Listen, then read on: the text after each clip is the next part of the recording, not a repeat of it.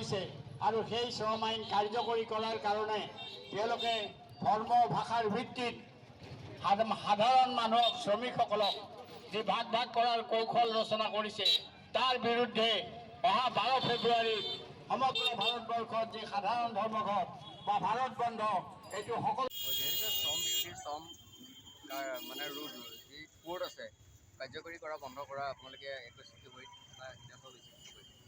12 ফেব্ৰুৱাৰী হয় 12 ফেব্ৰুৱাৰী 21 ফেব্ৰুৱাৰী কিমান কৰিব 12 ফেব্ৰুৱাৰী CI2 সহ দেশৰ শ্ৰমিক সংগঠনসমূহৰ যৌথ মঞ্চই অহা 12 তাৰিখে কিয় সাধাৰণ ধৰ্মঘটটো ভাৰত বন্ধত ৰূপান্তৰ কৰিবলৈ আহ্বান দিছে। কাৰণ আমি দেখিছোঁ যে শ্ৰমিকসকলৰ যিটো নেকি 8 ঘণ্টীয়া কামৰ ব্যৱস্থা আছিল, এই শ্ৰম কোডৰ মাধ্যমেদি এইটো 12 ঘণ্টা 14 ঘণ্টা পৰ্যন্ত কাম কৰাবলৈ বাধ্য কৰাব, কিন্তু মালিক পক্ষৰ বিৰুদ্ধে শ্ৰমিকসকলে মানে কোনো আইনী ব্যৱস্থা ল'ব নোৱাৰিব।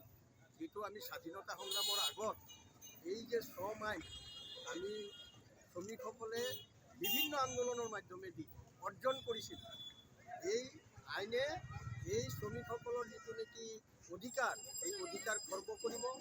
তাৰপিছত আমি দেখিছোঁ যে সৰু সৰু মানুহৰ যিটো নেকি অৱস্থা, আজি আমাৰ ইয়াতে ক্ষুদ্ৰ ব্যৱসায়ীসকল আছে, এই ক্ষুদ্ৰ ব্যৱসায়ীসকলক কি কৰিছে, FDI আনি এই চৰকাৰে FDI আনি ফৰেইন ডাইৰেক্ট ইনভেষ্টমেণ্ট মানে খুচুৰা ব্যৱসায়ীত বিদেশী প্ৰত্যক্ষ বিনিয়োগ যিটো আৰম্ভ কৰিছে, এই আৰম্ভ কৰাৰ পিছতে ক্ষুদ্ৰ ব্যৱসায়ীসকলক আপোনালোকে সুধিলে গম পাব পানী থা নচৰা অৱস্থা, মাধমাৰ বুলিয়ে ক'ব লাগিব, মাধমাৰ বুলিয়ে ক'ব লাগিব। গতিকে আমি সেইকাৰণে চবকে ক্ষুদ্ৰ ব্যৱসায়ীৰ পৰা আৰম্ভ কৰি টমটম চালক হওক, গাড়ী চালক হওক, চবকে আমি কৈছোঁ, গাড়ী চালকসকলক আমি ধৰক দৰিদ্ৰ নিচলা যিসকল ব্যক্তি আছে দিন হাজিৰা কৰি খোৱা সকলোকে আহ্বান জনাব। আমি এইটো সদায় CI2 বা এই শ্ৰমিকসকলে আমি তাৰ শ্ৰমজীৱী মানুহৰ পক্ষত আছোঁ। গতিকে শ্ৰমজীৱী মানুহৰ ওপৰত যেতিয়াই আক্ৰমণ আহিব তাত আমি মাৰ বান্ধি থিয় হ'ম। লাগিলে ধন্যবাদ, মোৰ লাইফৰ কাৰণে ফোন আহি আছে।